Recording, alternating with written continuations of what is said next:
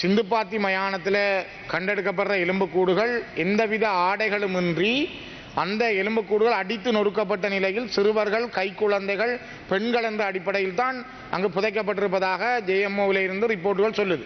இது உங்களோட காலம் அல்ல. உங்களுக்கு முதல் இருந்த அரசாண்டவர்கள் இந்த மண்ணில் செய்த மிகப்பெரிய பயங்கரமான ஒரு சித்திரவதை முகாம்களில் இருந்து கொண்டு செல்லப்பட்ட இன்னும் பல நூற்றுக்கணக்கானவருடைய எலும்புக்கூடுகள் இருக்கும் என்று நம்பப்படுது. அதே போல இந்த நான் சொல்ற கௌரவ அமைச்சரவர்களே, மண்டதீவு புதைகுழி என்பது எல்லாருக்கும் தெரிந்த விடயம். செம்பாட்டு தோட்டத்தில் அந்த மனித புதைகுழி உண்டு. அதே போல தோமையார் ஆலய பகுதியிலும் அந்த மனித புதைகுழி உண்டு. ஃபுட் பிரிண்ட்ஸ் இன் சாண்ட் என்று சொல்லி நிசோர் வடக்கு கிழக்கு மனிதகுல அமைப்பு தயாரித்த ரிப்போர்ட் இருக்குது. 60 பேருடைய படங்களோட.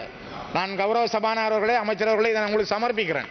60 பேருடைய இளைஞர்கள் என்னோட படித்தவர்கள் இருக்கிறார்கள். அல்லப்பட்டி பராசக்தி வித்தியாலயத்தில் என்னோடு படித்தவர்களும் இருக்கிறார்கள். 90ஆம் ஆண்டும் 91ஆம் ஆண்டிலேயும் ஒரு குறிப்பிட்ட 90ஆம் ஆண்டு காலப்பகுதிக்குள்ள இவ்வளவு பேரும் அதில் எம் என்று சொல்றது மண்டதீவு, அல்லப்பட்டி, மண்கும்பான் இந்த 3 இடங்களிலிருந்து அழைத்து செல்லப்பட்டவர்கள் அல்லப்பட்டியில் வச்சிருக்கிற பொழுது அந்த மக்கள் ஓடி போய் அந்த நேரம் இராணுவத்தின் துணை ஆயுத குழுவாக இருந்த டக்ளஸ் சிவானந்தா இபிடிபிட்ட போய் மக்கள் முறையிட்டு இருக்கிறார்கள் அவர்களை மீட்டு தர சொல்லி. அப்ப டக்ளஸ் சிவானந்தா சொல்லியிருக்கிறார், இல்ல அவர்கள் கொண்டே விசாரிச்சு போட்டு விடுவார்கள். அப்ப அந்த நேரத்தில் டக்ளஸ் சிவானந்தாவும் இதுக்கு உடந்தையா இருந்திருக்கிறார். ஆகவே டக்ளஸ் சிவானந்தா மீது நீங்க இந்த விசாரணை மேற்கொள்ளணும். இதனுடைய முதலாவது இதுக்கு என்ன செய்வீங்கன்னு சொல்லுங்க கௌரவ அமைச்சர் அவர்களே. I will not take any credit away from those gentlemen who wrote the book, but they can do one step more. Come to us, tell us, because we cannot act on hearsay, right? Let there be a police complaint. ராணுவத்தால இவர்கள் அழைத்து செல்லப்பட்டு இவர்கள் புதைகுழிகளில் தாக்கப்பட்டிருக்கிறார்கள். அதுக்குரிய முழு ஆதாரங்கள் இருக்கு. இதை விட நீங்கள் என்னத்தை கேட்கிறீங்க? ராணுவம் எங்க முறைப்பாடு செய்யறது? No. Now all this time you are raising questions very reasonably. Now you are making a political speech.